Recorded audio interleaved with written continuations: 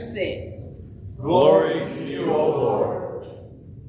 Jesus came down with the 12 and stood on a level place with a great crowd of his disciples and a great multitude of people from all Judea, Jerusalem, and the coast of Tyre and Sidon. They had come to hear him and to be healed of their diseases, and those who were in trouble with unclean spirits were cured. And all in the crowd were trying to touch him, for the power came out from him and healed all of them. Then he looked up at his disciples and said, "Blessed are you who are poor, for yours is the kingdom of God. Blessed are you who are hungry, for now you will be filled. Blessed are you who weep now, for you will laugh. Blessed are you when people hate you and when they exclude you, revile you, and defame you on account of the Son of Man. Rejoice in that day and leap for joy, for surely your reward is great in heaven, for that is what your ancestors did to the prophets. But woe to you who are rich, for you have received your consolation. Woe to you who are full now, for you will be hungry. And woe to you who are laughing now, for you will mourn and weep. Woe to you when you speak well, all speak well of you, and for this is what your ancestors did to the false prophets. The gospel of the Lord. Praise to you, O Christ.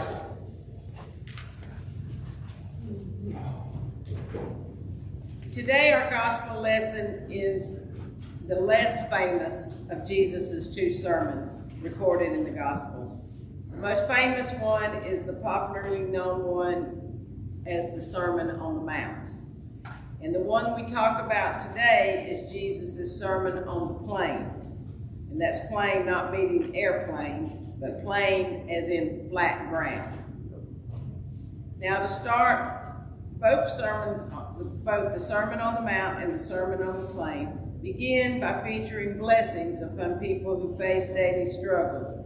And while Jesus' Sermon on the Mount goes on for another 3 chapters, the entire Sermon on the Plain is a mere 5 verses long. And unlike the Sermon on the Mount, the Sermon on the Plain has an associated woe as a counterpart to each blessing.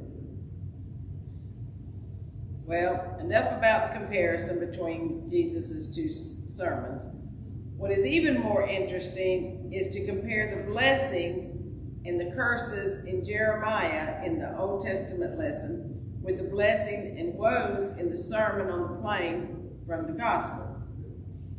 And the reason comparing Jeremiah's sermon with Jesus' Sermon on the Plain is more interesting is because their faiths seem to contradict each other.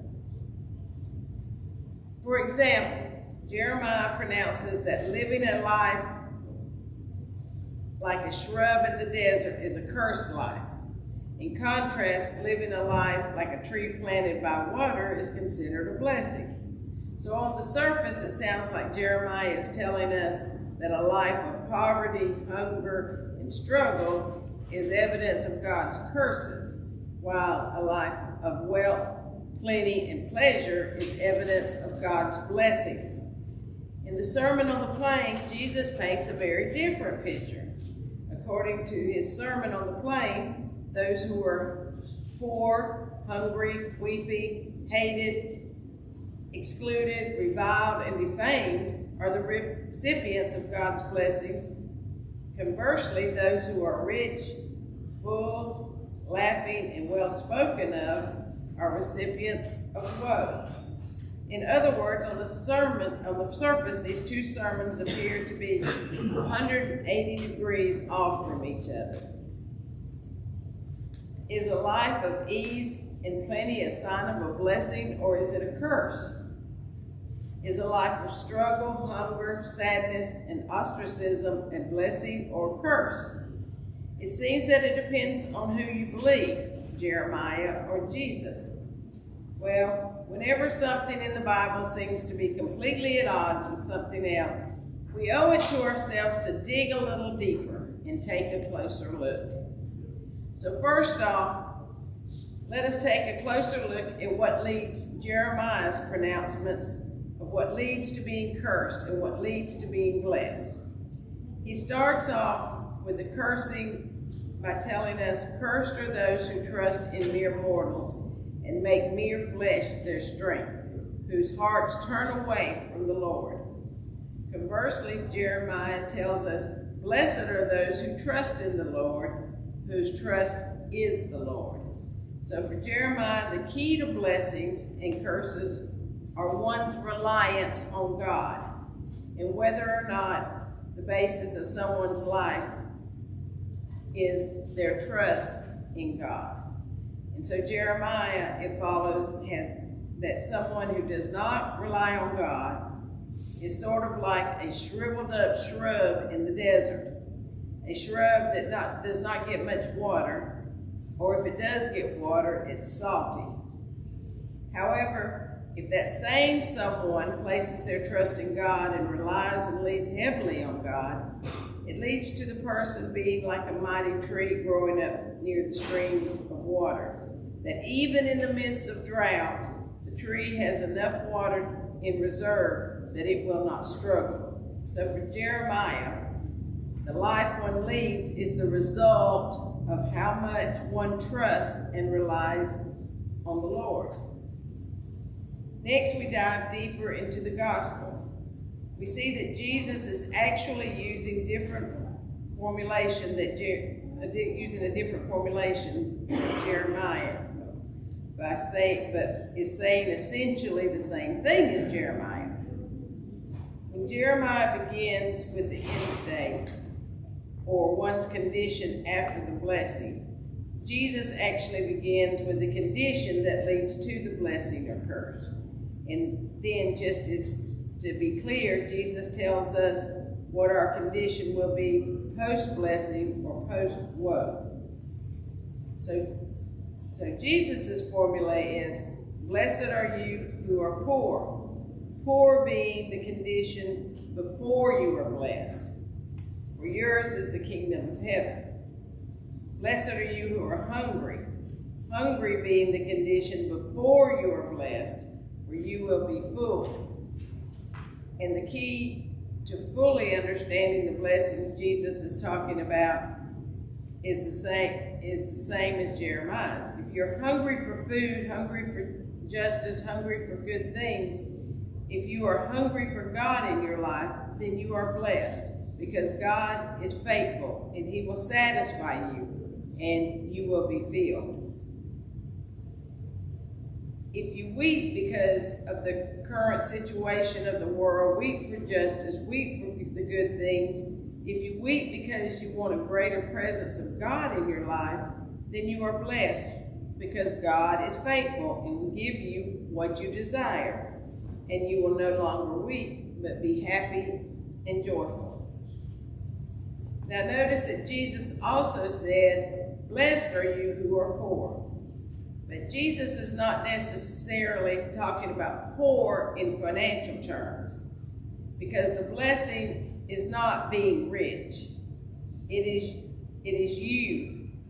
You will have the kingdom of God. In other words, Jesus is not praising the virtues of poverty, hunger, and weepiness. What Jesus is praying is the attitude that we are not satisfied with the way things are. Things that have to change for the better.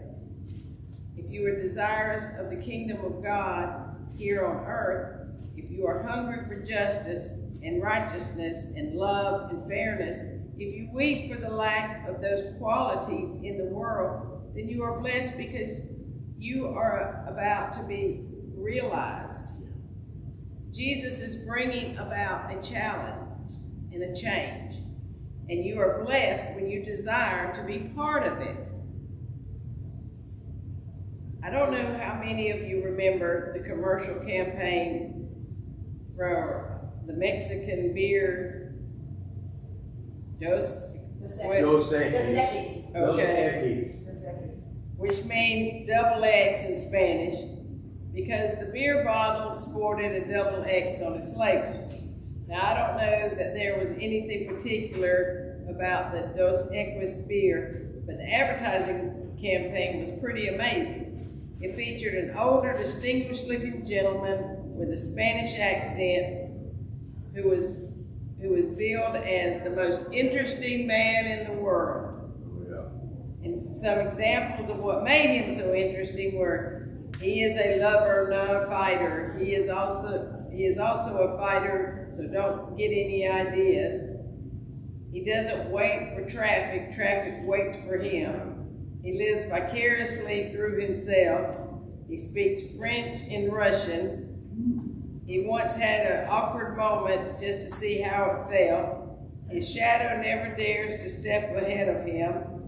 He can slam a revolving door, and his blood smells like cologne. But the real reason I share this ad campaign with you was the tagline was great. I don't always drink beer, but when I do, I prefer Dos Equis. Stay thirsty, my friend. Stay thirsty, my friend. At its heart, that is the message of both Jeremiah and Jesus in today's lesson. Stay thirsty, but not for Dos Equis. Stay thirsty for God. Never be satisfied. Always want more. Desire a greater presence of God in your life and everything that God has to offer.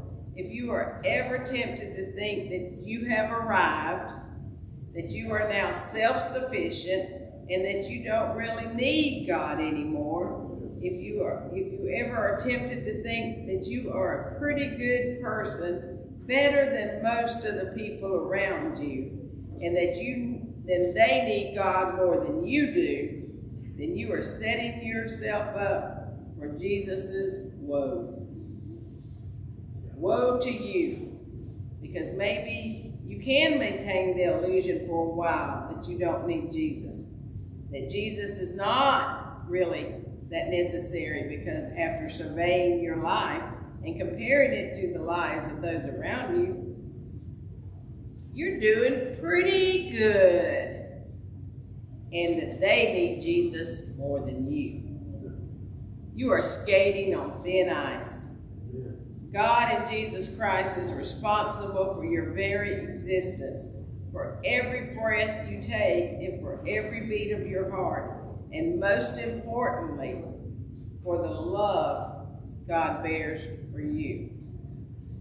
If it were not for Jesus and his sacrificial life, death, and resurrection, you would be just another sinner destined and utterly deserving of hell. But because Jesus covered us with his righteousness, we are a new creation. We are baptized into the family of God and adopted as his sons and daughters. And we are loved beyond measure, completely as a gift of grace through no merit of our own. So stay hungry, stay thirsty, stay poor, and yearn with every fiber of your being for God's presence. Because God is always more than ready to share himself with you than you are to receive him into your life. So once again, stay thirsty, my friends. Amen. Amen.